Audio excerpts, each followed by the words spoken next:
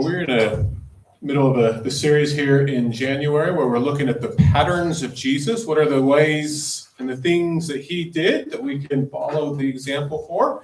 And so we also call some of these things spiritual disciplines. Just review a few things from last week. Why do we do spiritual disciplines? Well, they help us to go deeper in our walk with God. They help us face life the way God intended.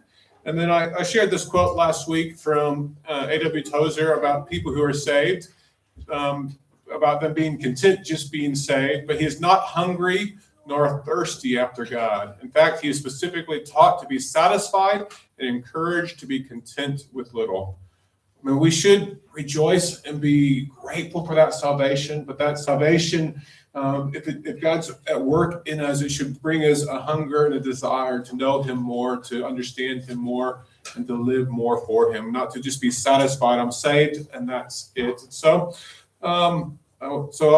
if we add to the list we had last week for spiritual disciplines, but we want it to help us to hunger and thirst after God. And so last week we talked about solitude and fasting, right? So solitude, taking that time away, spending time with just the Lord by yourself, listening a lot. Yes, you can pray. Yes, you can have your Bible, but spending time just listening on the Lord and communing with him. And then fasting, which is going without food or going without technology or something else, to give you that space just to focus and draw close to God. If we give up something that draws us to itself, like food, I mean, when we get hungry, what do? We go to the refrigerator, we go to the pantry, we open some food and get food.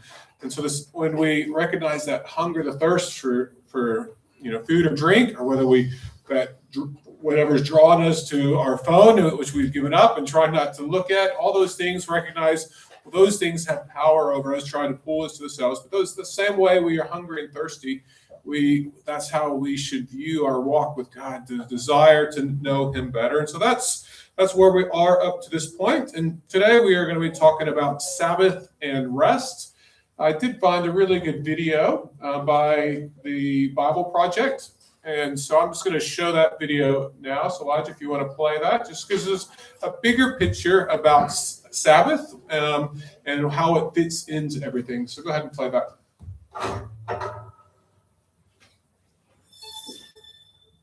The number 7 is a big deal in the Bible. Yeah, in biblical Hebrew, the word 7 is connected to the idea of fullness or completeness. And that's something we all long for, but don't often experience. Instead, we find ourselves working endlessly, fighting back chaos with no real rest. Yes. Now keep all that in mind as we turn to Genesis 1 in the Bible. It begins with darkness and disorder, but then God speaks to bring about light and order so that life can flourish. And this happens over the course of 6 days. Each day is marked with the phrase, there was evening and there was morning. But on the 7th day, something special happens. God stops and rests. Right. Creation is brought to its completion on the 7th day. And that phrase, there was evening and there was morning, it doesn't appear on day 7. It's like a day with no end. On the 7th day, God's presence fills his creation. The land provides for all of God's creatures, including humans, who are appointed to rule the world with God forever. Kings and queens of the 7th day rest. I can get into that. But the humans are deceived by a dark power, and they forfeit that rest. They're exiled into the wilderness, where they have to work as slaves to the land. Until they die and return to the dust from which they came. But God wants to restore humanity back to that 7th day rest. So he chooses to give the family of Israel that experience of ultimate rest so they can share it with others. But how? They're in Egypt, slaves to an oppressive empire who's grinding them into the dust. So God confronts Egypt and he liberates the Israelites, taking them through the darkness and chaos on the way to the promised land. Now, while they're on their way, they find themselves in the wilderness. It's easy to get lost. Life is a struggle. They're not in the land of rest yet. But while they're on the way, God invites them in the wilderness to start living as if they're in the promised land. But how do you practice the future rest in the wilderness? Well, God tells them that every seventh day they are to stop their work, or in Hebrew, to Shabbat, so that they can rest and enjoy God's good world. So take a whole day to live as if the ultimate rest has already come. Yeah, this is the Sabbath, celebrated every week on the seventh day. But there's more. The Sabbath is just one of 7 festivals that Israel practiced every year, each one anticipating that seventh-day rest. That is a lot of sevens. And there's even more. Every 7 years, the Israelites were to liberate slaves, forgive debts, and let the land rest for a whole year. And then, every 7 times 7 years was the ultimate seventh-day rest, called the Year of Jubilee. If anyone had lost their land or gone into debt, all was forgiven, everything restored. Wow, so the Sabbath, these feasts, the Year of Jubilee, it's all pointing towards the hope of future rest. Right. Now, when the Israelites went into the land, they forgot their God, and so they forfeited their chance for rest in the promised land. They're exiled and enslaved again by an oppressive nation, led back into a world of chaos and disorder. But Israel's prophets said that their exile would end one day, and that the ultimate jubilee of freedom and rest would come, but generations go by, and they're still waiting. It's at this dark point in the story that Jesus appears, and he launches his public mission on a Sabbath day. Yeah, he read aloud from the scroll of Isaiah, saying that it was time for all captives and slaves to be released, because this was the year of the Lord's favor. What did he mean, this is the year of the Lord's favor? He was talking about the ultimate jubilee. So Jesus is claiming that seventh-day rest would come through him. Right, he said that he was the Lord of the Sabbath, and he confronted disorder and darkness in all of its forms, liberating people from sickness, sin, even from death itself. Yet, Jesus was killed, so even his work was undone. Well, it seemed that way. But notice, Jesus timed his death to take place at the end of the week. His body rested in a tomb during the Sabbath, and on the 8th day, he rose from the dead. Oh wait, the 8th day? You mean the first day of a new week? Exactly. Jesus' resurrection was like the first day of a new creation, where God's light and life broke into the darkness. So because of the resurrection, we have hope in God's promise of future rest. But we're not there yet. It's like we're still in the wilderness, where we experience struggle and pain. But as we journey towards that ultimate seventh day, Jesus invites us to experience a taste of real rest now by following him. Or in his words, "Come to me, all you who are weary and burdened, and I will give you rest." So do I need to say anything else, or is that good enough? I found that video just really good to not just talk about the Sabbath, but to look at the big picture, why God gave the Sabbath and how it fits, and when we celebrate rest and Sabbath, how it brings us in to invite us into his presence, into who he is. So just going to look at it. So Sabbath and rest. So what is biblical rest? And so there are 2 main Hebrew words for rest. One of them, the video talked about Shabbat, and which we tend to translate as Sabbath. And the word simply means to stop working. All right. So it's a time of not working. It's a time of resting, in that we're not doing the physical labors, the things that we do throughout the week.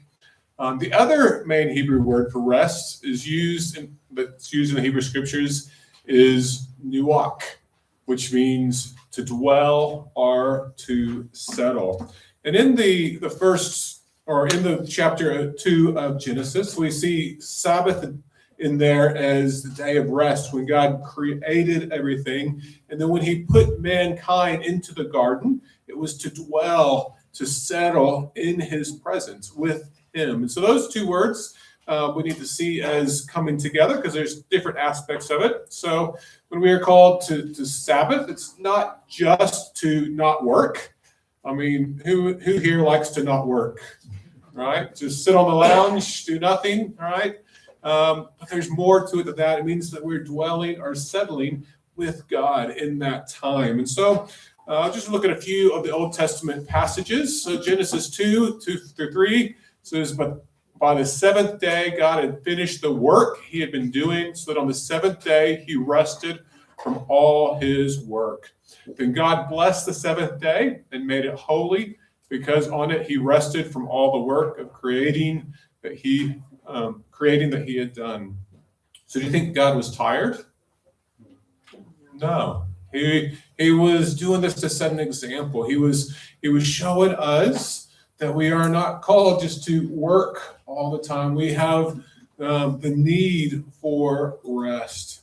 We look at Exodus 20. So this is the spiritual disciplines. When we think of all the different disciplines, the only one that's in the Ten Commandments is to remember the Sabbath, or have that time of rest. In Exodus 20:8-11 says, remember the Sabbath day by keeping it holy. 6 days you shall labor and do all your work, but the seventh day is a Sabbath to the Lord your God. On it you shall not do any work, neither you, nor your son or daughters, nor your male or female servants. Are those the same thing? Maybe, I'm not sure. Nor your animals, nor any foreigner resided in your towns.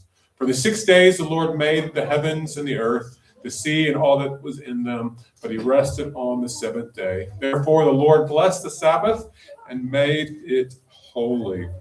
So we see the Ten Commandments giving us this command to have 6 days of work, but have a time of rest, a time of Sabbath.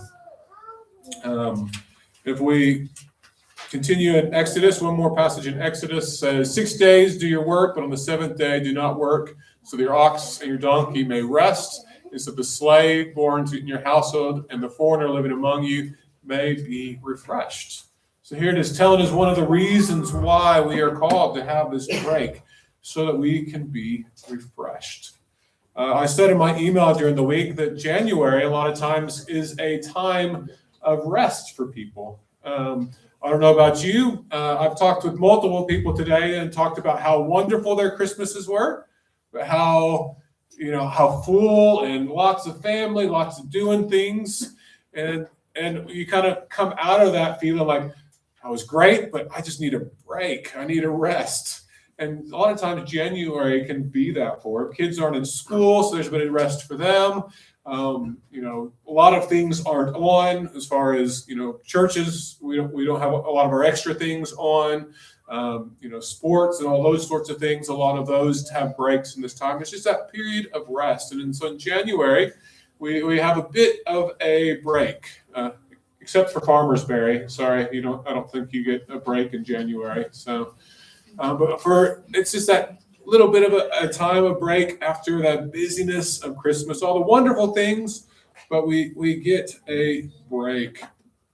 And the problem is we tend to fill our time too full. Who should have the most time of anybody? Those who are retired, right? Who sometimes are the busiest of all of us? Those who are retired.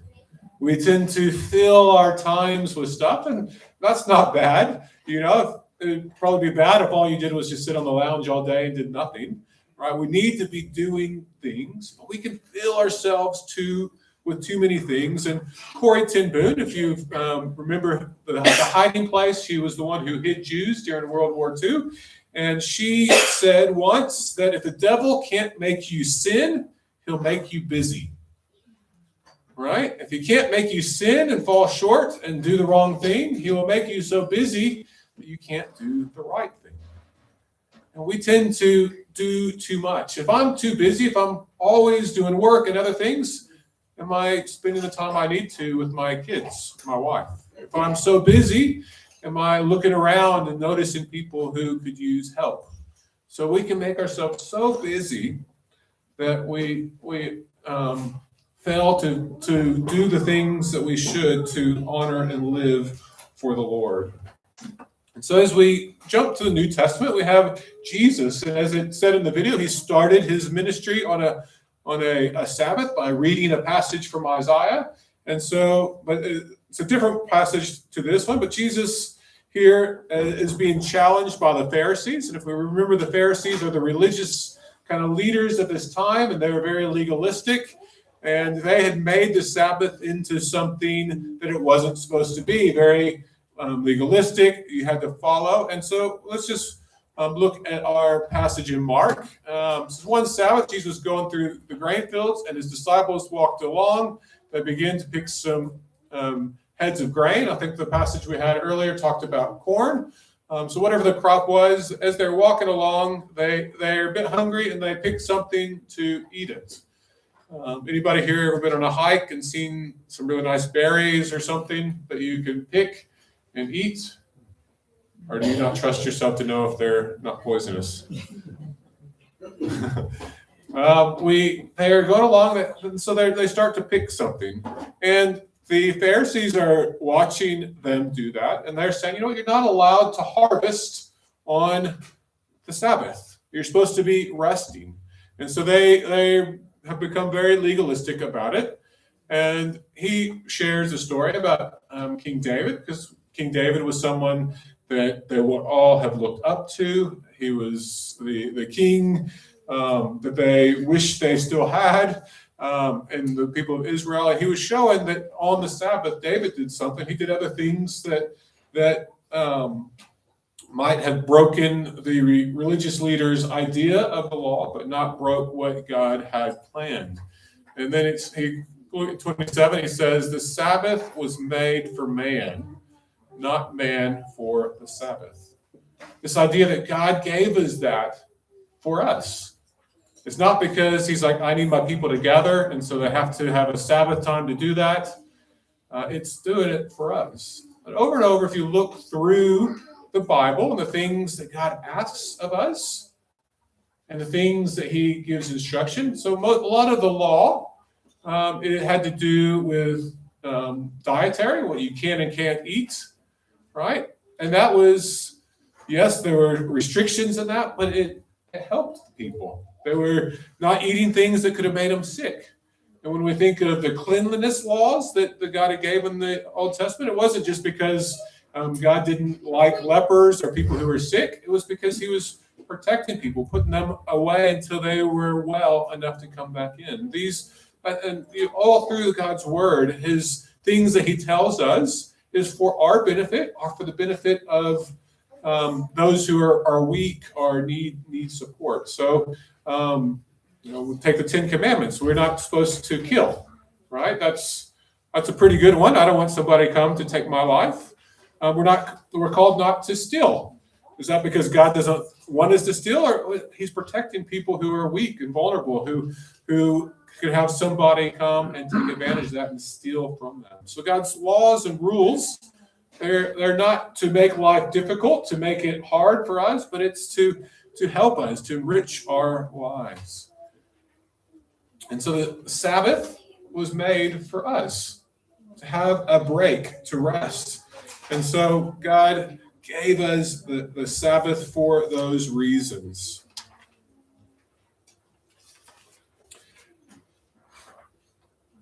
So just a statistic here. There is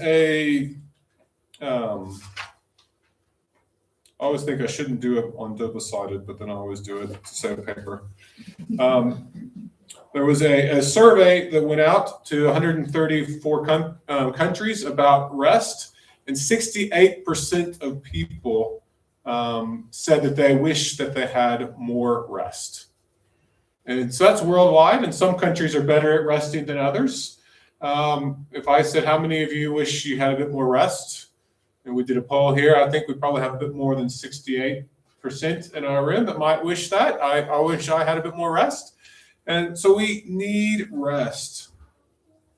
And there's a book called The Ruthless Elimination of Hurry by a guy named John Mark Comer. I've got a few quotes of his that he has from that book. And he's talking about the amount of time that we spend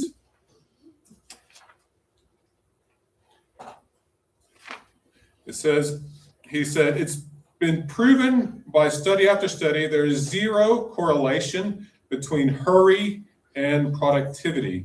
In fact, once you work a certain number of hours a week, your productivity plummets.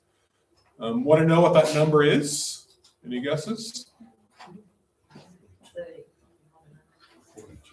42, 30 something. 55 is what he says. Ironically, that's about the 6-day work week, right? If you do 10 hours roughly, 9 hours a week, 55 hours. One study found that there was zero difference in productivity between workers who logged 70 hours and those who logged 55 hours. So it's ironic that we, in a week, we need that time of rest. And businesses are beginning to realize that. That's why you get breaks, to have a bit of a rest in the middle of the day.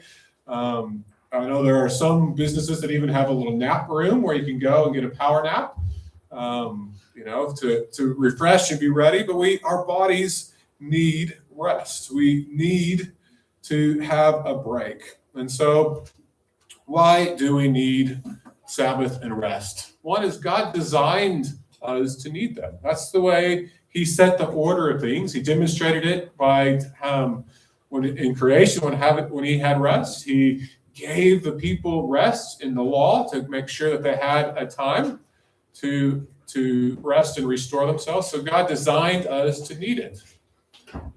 Sabbath can help us to reconnect with God. So the Jewish people, their Sabbath was on Saturday. So they had from Friday night sundown until Saturday night sundown. That was their Sabbath time. And so the Jewish people, some of them still celebrate that and have that today. Christians tend to have call Sabbath on Sundays, right? And so that's strictly because Jesus rose on the first day of the week, which we have as Sundays. Now Christians today tend to meet and fellowship on Sundays. So a lot of part of that was because the first people still went to Jewish synagogues on their Saturday times, and then they would meet on Sundays as the people that believed in Jesus. And so then throughout history, most Christians have kept it on the Sunday. Obviously, the Seventh-day Adventists do still have it on the Saturday.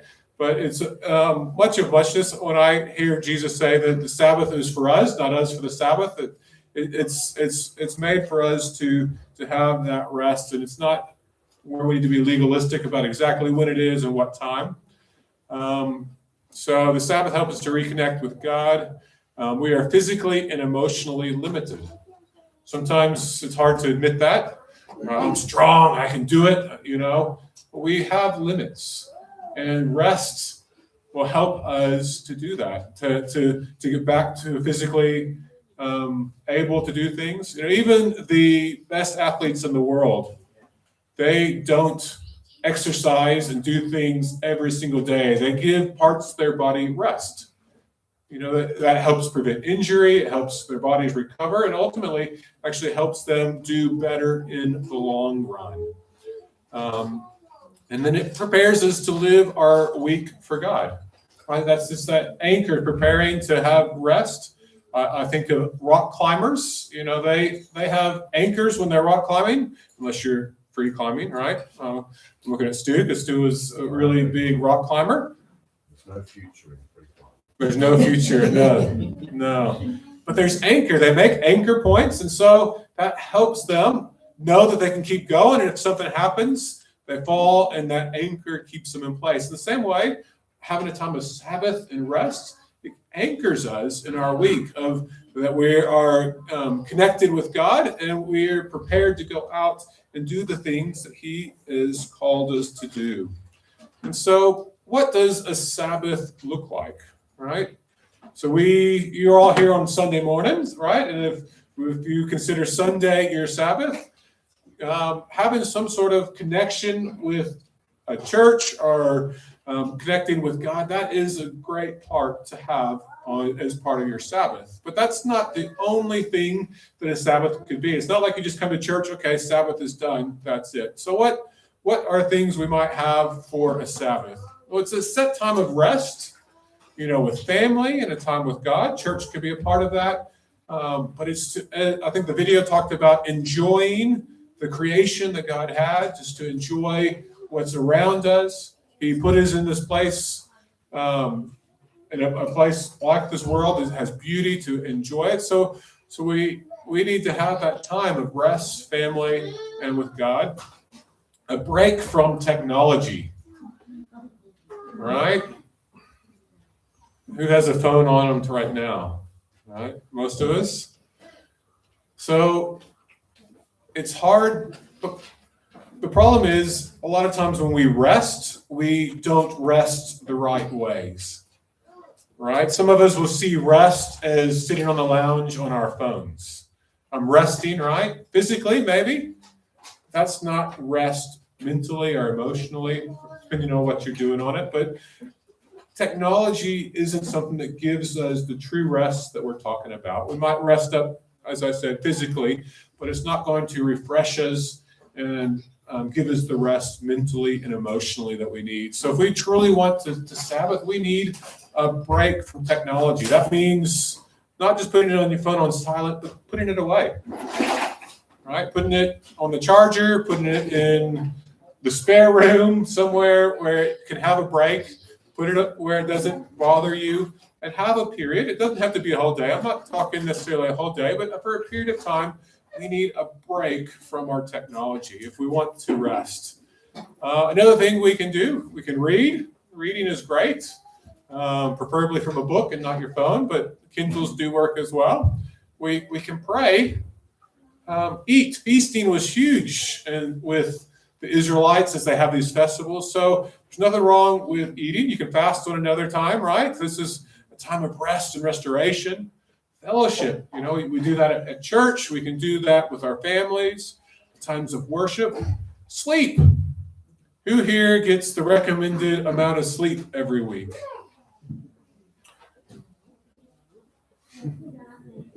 No one. We need sleep. So there's nothing wrong. So you go home this afternoon, take a nap. All right? I see Kate yawning. She's all ready. So, yeah. Preparing. Sleep. That's Sabbath is those things, but it needs to be a set time. So as a family, we've tried to implement some Sabbaths in our time period. And we've tended to find Saturdays work best for us, just with sports and other things that we have on.